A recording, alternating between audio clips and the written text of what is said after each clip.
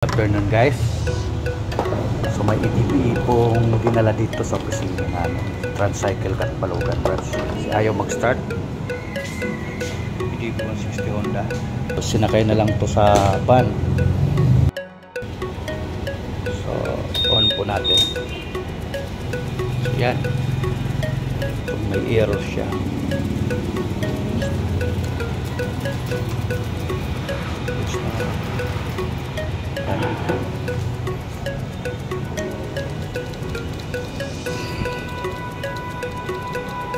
Ayaw mag-start sa putong issue ng EDP 160.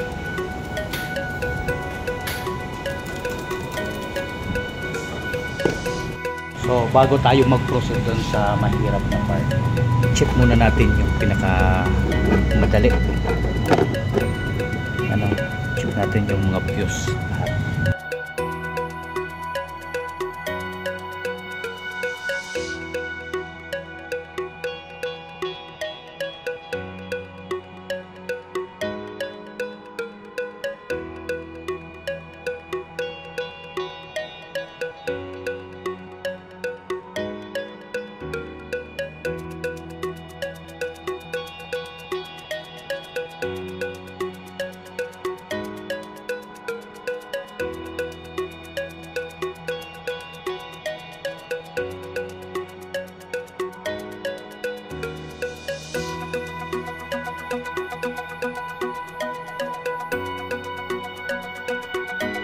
Huwag kayo pong magtanggal nito, huwag nyo pong gamitan ng plies o kaya long nose kasi mababasag tong rene na to.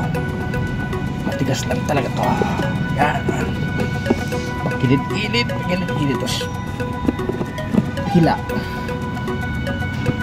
Yan. So ayan na guys, natanggal ko na. Tigas talaga guys.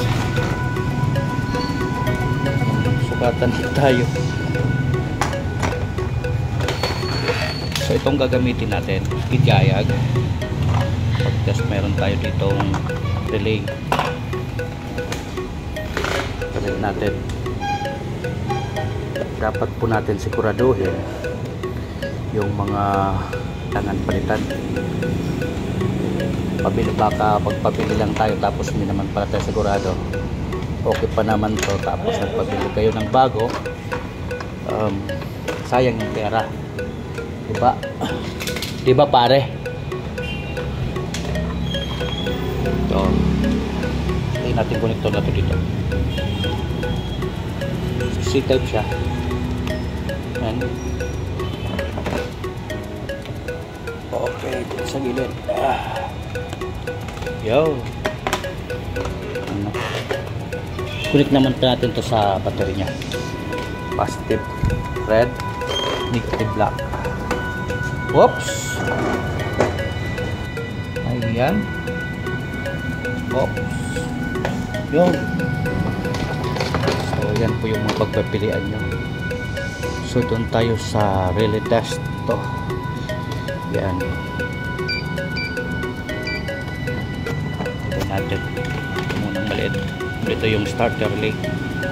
Pag mag-green siya, pag umalaw siya ng ganun, tok tok tok tok, so good siya, walang problema.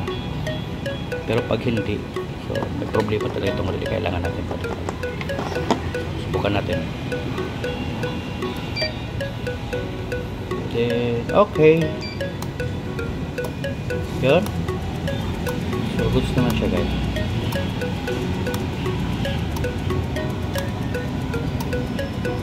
Oops. Isa naman, kung wala tayo nito, itong device na to, diagnostic tools, sayang kaya papapabili natin sa customer, hindi naman pala sira. So ito po yung gagamitin natin mag-diagnose at saka mag-reset. So ngayong 29 to 30 July, so dito lang po tayo sa labas dyan. Kasi walang prete, walang rent. Doon tayo sa park, may rent doon. Pag dito din may rent. So dito na lang tayo. So 250 pesos promo promo namin. Reset and diagnose and reset. So ito naman isa. Ops. Yan. Oh, nag-green na siya. Ibig sabihin, goods siya. Okay. Oh, goods din.